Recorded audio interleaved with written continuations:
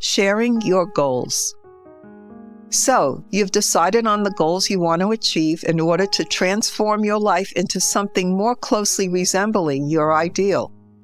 You're very excited and want to share your goals with others, seeking their support and encouragement. But should you rush out and broadcast your precious ambitions to everyone you know? Should you post about it on social media, talk about it with your friends over lunch, call your family and confide all your plans to them? How do you decide how much, if anything, to share and with whom? This is a complicated issue and a personal decision, which calls for careful consideration. There are, of course, advantages to sharing your goals with the right people. Speaking your heart's desire out loud may help it to manifest. It's fun to share your vision of your ideal life with people you know, especially at the beginning when you're bursting at the seams to talk about it to someone. Sharing your goals can help keep you accountable, because when other people know about your goals, it makes it harder for you to slack off on working towards fulfilling them. You may feel that it would be helpful to get other people's opinions on the goals you have chosen. This, however, can be a double-edged sword. It's true that an objective third party might be able to point out where you possibly can tweak or rethink a certain goal, and upon reflection, you might decide they're right. I'd just like to take a moment here to thank you for watching. If you're enjoying this content, there are 3 things you can do to help my channel grow. Like, subscribe, and comment. Hit the notification bell to be alerted whenever I release a new video. But on the other hand, these are your goals, and your best source of guidance is to pray about them and follow where your deep intuition leads you, rather than take someone else's words at face value. Of course, if your ideal life will include another person who has similar goals, for instance, a spouse or partner, you can be of great help to one another by sharing your dreams and aspirations. 2 people working toward the same goals is doubly powerful. If you have a very supportive relative or friend whom you trust implicitly and know will support you and have your best interests at heart, sharing your goals with them can be very edifying to you. Because they love you, they'll encourage you in any way they can. Sometimes they even might be able to assist you in practical ways to achieve them. The important thing, though, is to be very selective and extremely careful about any person to whom you choose to entrust your most cherished dreams. As unpleasant as it may be to acknowledge, there always will be people out there who do not wish the best for you. They'll be more than happy to shoot down your most cherished dreams, telling you every conceivable reason why you can't possibly attain them, thus filling you with doubt and insecurity. This could be because of their natural negativity or bitterness, a narrow-minded, cynical viewpoint, or rigid, fatalistic religious beliefs.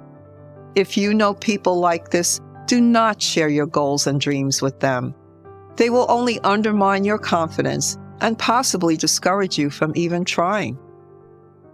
You also might invite envy from people who are too lazy or uninspired to set and pursue their own goals.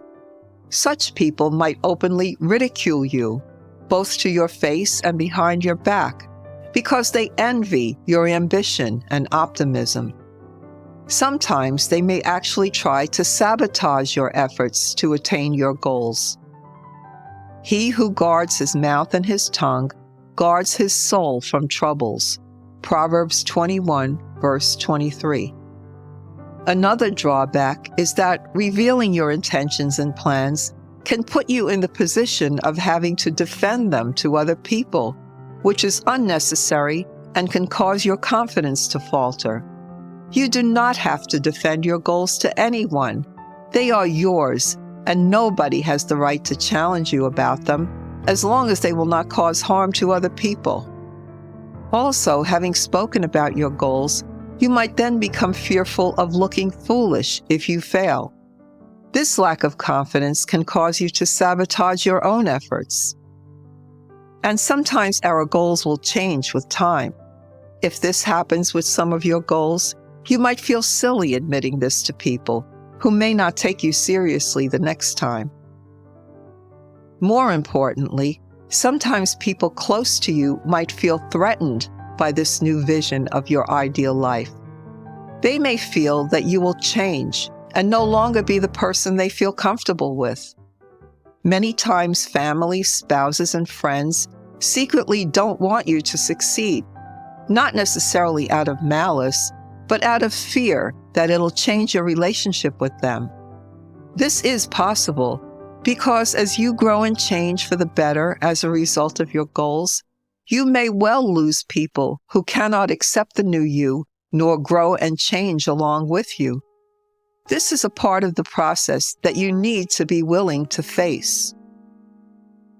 Perhaps the most significant consideration of all is the fact that the energy we expend by talking about our goals will sometimes seriously deplete the energy we have left to actually pursue them. Ever notice how the people you know who do the most talking usually accomplish the least?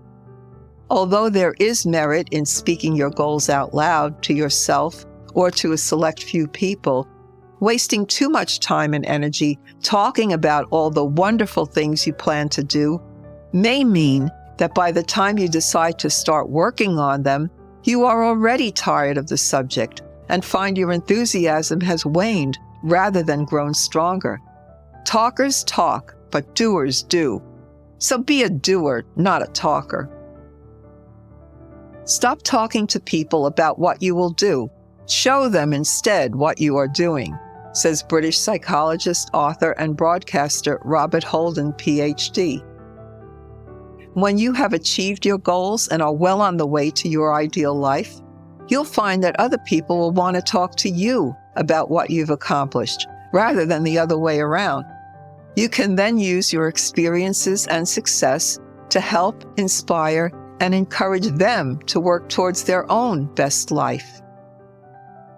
In most cases, it might be wise, especially at the beginning, to limit your goals and plans to your vision board, goal scrapbook, treasure box, or ideal life screensaver, as described in my previous episode, The Power of Visual Imagery. Cherish your dreams within your heart and talk them over with God and with your guardian angel or guide if this fits into your personal beliefs. Ask for support and direction from the spiritual realm rather than the earthly one.